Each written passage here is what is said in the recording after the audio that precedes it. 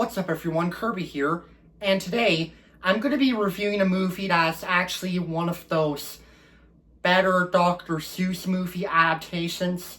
It came out in 2008, and it's also the very first computer animated Dr. Seuss movie.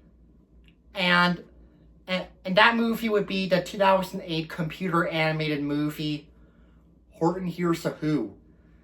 So, the plot for Horton Hears a Who, well, this movie right here is based on, as we all know, it's based on the beloved book of the same name by Dr. Seuss, and the plot of this movie is actually pretty much the same like the book. You know, it's about, it takes place in the jungle of Newell, where there's an elephant named Horton, and he finds this small thing called a speck. He puts it on a pink flower, and he discovers that there's tiny people in that speck, in which the town is called Whoville. And of course, there's that kangaroo played by Carol Burnett who wants to stop Horton from returning that speck, and she doesn't even believe that there's tiny people in that speck. And yeah, that's what the plot of the movie Horton Hears a Who is about. So, my opinion on this movie, yeah, I actually liked it.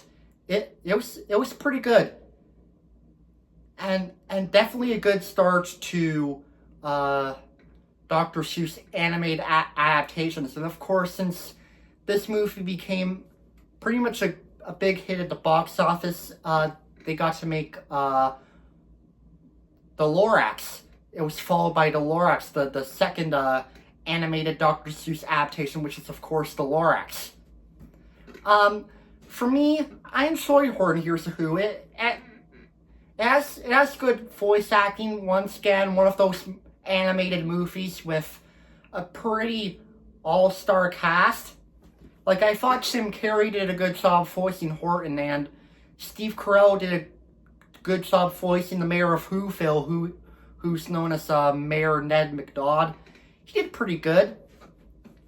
As for the villain, who's that kangaroo, played by famous television icon Carol Burnett, yeah, the villain is just awful. Even though she kind of did start to become good at the very end of the movie, but she's still a terrible villain. I didn't think Carol Burnett did good playing her. Although I've never actually seen her own TV sitcom called The Carol Burnett Show. But yeah, I didn't think she did a good job as the villain, which is that kangaroo. And there's actually one cool scene from the movie that I liked.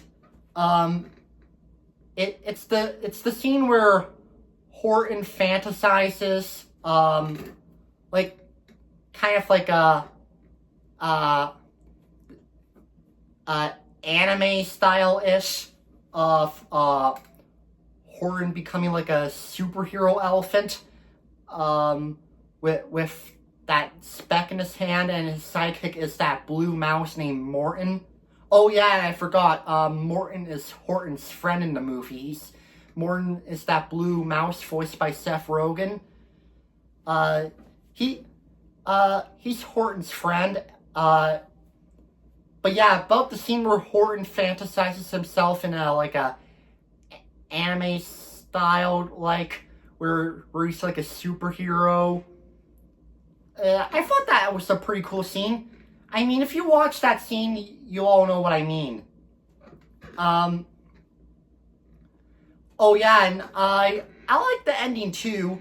And the ending was a bit of a surprise too. The ending is definitely pretty different from the book, because in the movie, the ending is where like all of the characters sing "Can't Fight This Feeling" by REO Speedwagon. Yeah, that was a pretty good ending, pretty surprising and pretty good at the same time. And I find it pretty cool that they that the characters got to sing a cheesy 80s song at the end of the movie. And, like, Can't Fight This Feeling is actually a good song. Cheesy, but good. One of those cheesy songs that are actually pretty good. But yeah, with everything being said in this video, I pretty much have nothing else to say about Horton Hears a Who. I just overall enjoy it for what it is. I mean, if you like Jim Carrey or if you like Dr. Seuss, I recommend giving Horton Hears a Who a watch. It's a good movie for the whole family to enjoy. Definitely not the best animated movie based on a Dr. Seuss book, but it's still worth watching. A pretty good movie for even all kids to enjoy. So overall, I give Horton Hears a Who an 8 out of 10 stars. A pretty good movie from 2008. Thank you all for watching and listening to my review on Horton Hears a Who. Let me know in the comments what you think. This is me saying, peace out.